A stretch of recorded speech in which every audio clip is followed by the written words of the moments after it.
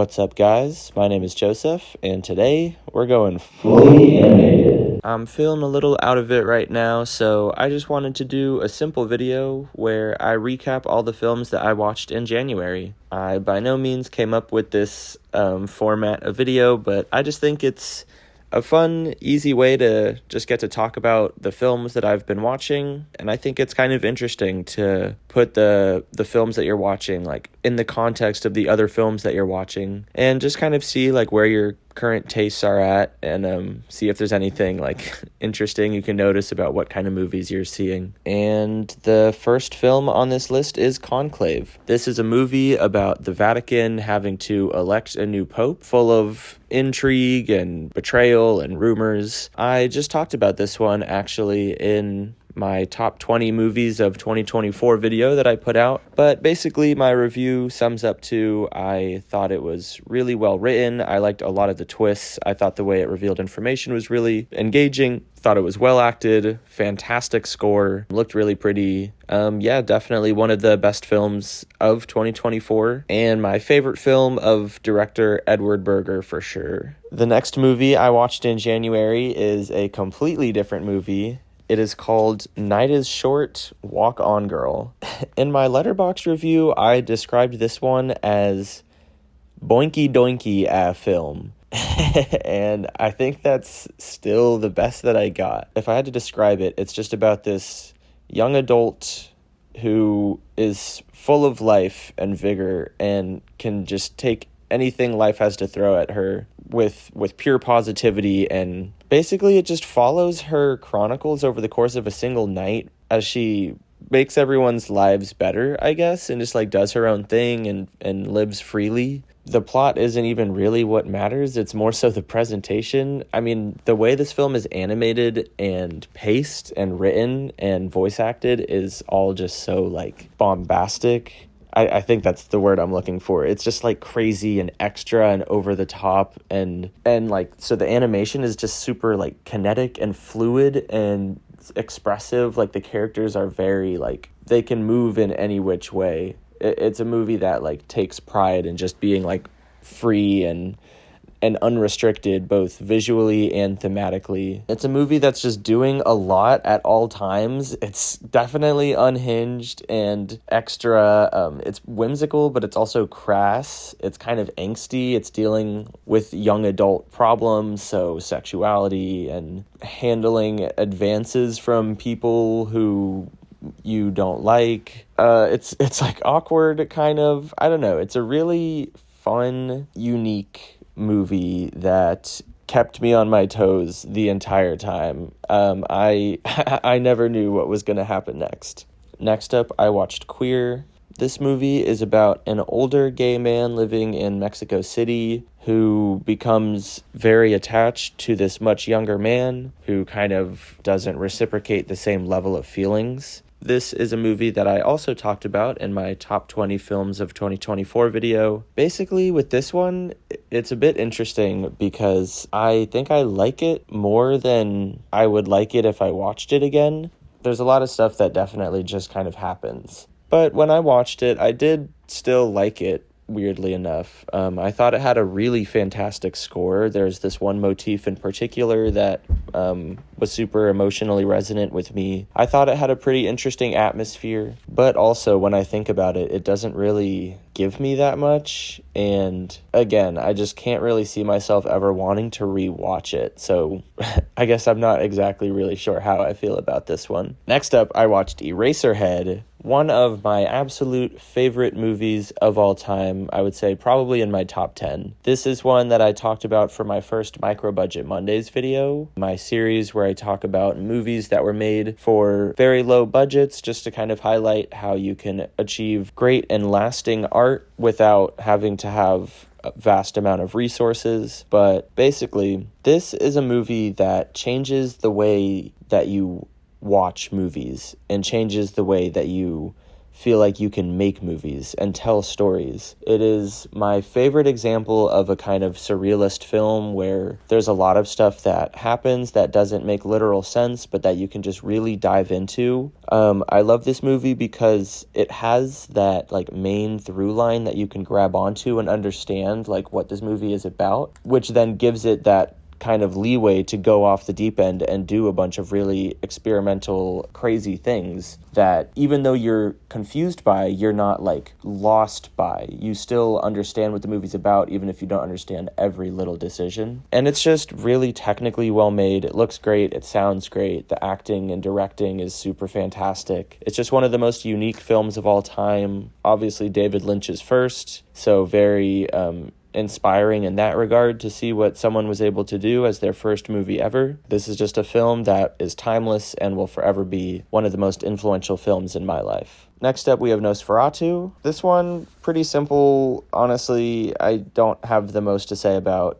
Good cinematography, good atmosphere, kind of boring. I watched the original Nosferatu in preparation for this one. I liked it more, honestly. I know that might sound really, like, annoying. Not even just in terms of, like, in relation to films then. Like, I honestly think even now I would prefer to rewatch the original because I think it actually scared me more. I don't know. I can't say it was done better because 2024's Nosferatu was really well done. It was just like all it was a well-made film, essentially. This movie was just like an exact adaptation, so nothing was changed about the story, and I didn't think the acting was all that great. I thought Aaron Taylor-Johnson was melodramatic in a way that was harmful to the quality of the movie. And Lily Rose Depp, honestly, not as bad, but I don't know. I'm getting a little scared that maybe Robert Eggers isn't going to be some all-time great director. Next up, I watched Eraserhead Stories. This is literally just a documentary that David Lynch himself made, where he basically just is sitting in a chair and talks about the experience of making Eraserhead for about an hour and a half. I also watched this to do research for my Eraserhead video, but this was just a really engaging, really interesting watch. I mean, if you like Eraserhead enough to watch a documentary about the making of it, this is going to be something that you can get a lot out of. I just love the way David Lynch talks, I guess. Like, he has just such a unique voice and cadence. Really interesting and informative documentary. Next up, I watched The Brutalist. This was really high up in my rankings, in my top 20 films of 2024. I also did a much longer review for this movie a couple of weeks ago. It's a great American epic, basically, about an immigrant's dreams and how they're exploited by people with much more power and influence than him. I really loved the first half of this film. It was actually probably one of my favorite movie-going experiences of all time, I would say. And then the second half, though I had problems with, I ultimately think the movie just has so much going for it that it is inevitably one of the best films of 2024, one of the best technically made movies, best written movies, best acted, best directed, just altogether experiences and pieces of art of 2024. Next up, I watched Nickel Boys. I also really loved this movie and did a longer review for it a couple of weeks ago. Basically, this is a story of a couple of African-American students at a segregated, abusive boarding school during the Jim Crow era. This is a very impacting, very powerful, very important movie. And of course, with this film, the big thing is its incredible decision to shoot entirely in first person. This was a film that, in my review, I admitted I struggled a little bit with the presentation, but I nevertheless absolutely respect and adore the decision to do something so bold and hope that it inspires current and future filmmakers to take equally big risks. I think this film is incredibly well acted. The cinematography looks amazing. This is one that I really want to rewatch, especially since I was a bit challenged the first time. Knowing what it's like, I would love to see it again, see if it changes for me. Fantastic movie, one of the best of 2024. Next up, I actually rewatched Eraserhead. This was done to honor the unfortunate passing of David Lynch, one of the greatest filmmakers we've ever had, one of my personal favorites, both from a filmmaking perspective and just from a personal perspective, I guess. Not that I knew him, but just I thought he was a fantastic personality, a very warm, optimistic person, surprisingly, given his very dark films. Just truly a great loss. Next up, I watched Wicked. This was also in my top 20 movies of 2024 video. I thought this movie was just a lot of fun. I think it looked great. I thought the music sounded good. I think it's really cool that the actors were actually singing as they were filming. It's not shy with the way that it tries to present itself. A lot of fun choreography, a lot of great set pieces. I think Ariana Grande was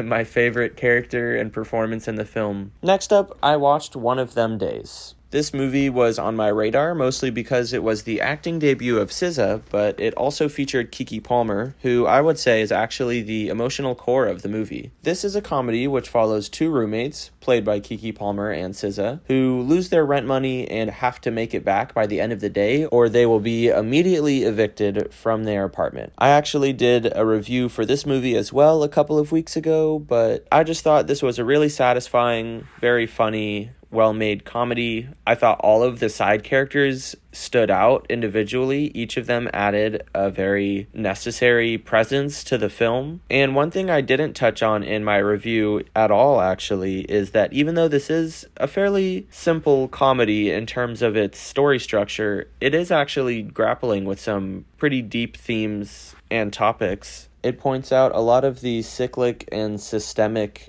problems that people of color and people in low-income communities face, such as gentrification and predatory institutions that prey on people in tough financial situations. And also just how there is simultaneously very little sympathy for people in these communities and genuine resources provided to them, yet at the same time there are unfairly high expectations for them to prove themselves, essentially, if they do want any chance to actually break out of these cycles.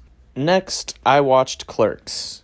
This is a movie that I watched in preparation for a video that I'll be putting out soon. Clerks is a slice-of-life movie which follows a duo of behind-the-counter workers at some pretty menial jobs over the course of a single day. It highlights the annoying customers that they have to deal with, their jaded attitudes, their disillusionment with mainstream society. Really, it's just a movie that kind of captures a cultural moment. This is another one of my favorite movies. I think it's one of the freshest scripts ever. It's one of the most innovative movies, in my opinion, in terms of how you are able to turn your constraints into your strengths, completely through the writing and through fully utilizing whatever opportunities you do have. I think the directing and acting style is super naturalistic, which is another thing I really love. As I said, I'll be putting out a longer video on this movie soon, but basically this is just one that I find very motivational for encouraging its audience to understand that you can make a movie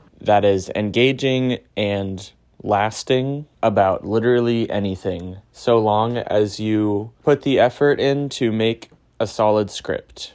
Next up, I watched Lemonade Mouth. This is an old Disney Channel movie about a high school band of misfits. I'll be honest, this is just one that I watched with my co-op. I never grew up on these movies. I didn't have cable, so it was mostly just PBS Kids for me. I have no real nostalgic attachment to these, and I thought this one was pretty boring, I won't lie. I'll admit I only halfway watched it, but that's also because it was pretty boring. Next, I watched A Different Man. I liked it. This is another one that made it into my top 20 films of 2024. It is pretty abstract. It's a little long, and it's pretty layered, so I'm not even entirely sure that I grasp the movie fully yet and what it's saying. And yet, despite all of that, I still think about it and enjoy thinking about it, so I feel like that makes it pretty special. This is basically a movie that deals with someone who has lived with a disfigured face for their whole life, getting surgery to fix their face, and then kind of trying to completely redo their personality and their existence, but ultimately realizing that it was never the disfigured face that was the root of their insecurity. It was something deeper than that, like this general feeling of powerlessness and inadequacy. But it's, again, just a really all over the place, very indie feeling movie. I don't entirely understand all of it, but I thought it was original, well acted, and just a pretty good time all around. Next up, I watched Teen Beach Movie with my co-op again. Even though I didn't grow up with this one, I actually found it to be pretty enjoyable. I thought it was pretty funny. I thought it was honestly pretty original too, at least, given the bar of these kinds of Disney movies. I actually thought that a lot of the actors were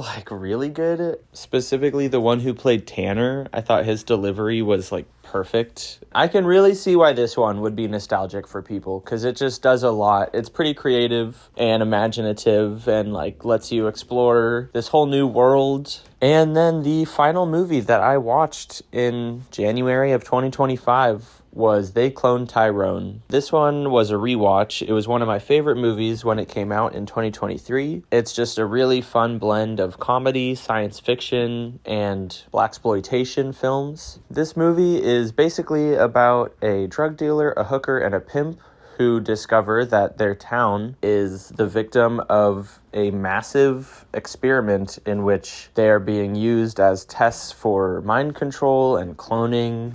And basically, it's up to them to find a way to put a stop to it. This is a movie with some genuine messaging. It's a movie that plays on stereotypes and expectations in really clever and humorous ways. Well acted, well written. It's a fun genre blend. Very original. It does get a little bit bogged down in its layers, in my opinion, by the time the third act rolls around. It's probably about 20 minutes longer than it maybe could be, but ultimately that doesn't hold it back all that much. This is definitely one of the best comedies that's come out in the last couple of years. And those are all of the movies that I watched in January. Sorry again for the lower energy that I'm bringing in this video. Hopefully for the next ones, I'll be able to be back to normal for y'all. Stay tuned for that video I was talking about earlier about Clerks, and for some reviews of 2025 releases that are going to start rolling into theaters over the next couple of weeks. See y'all soon.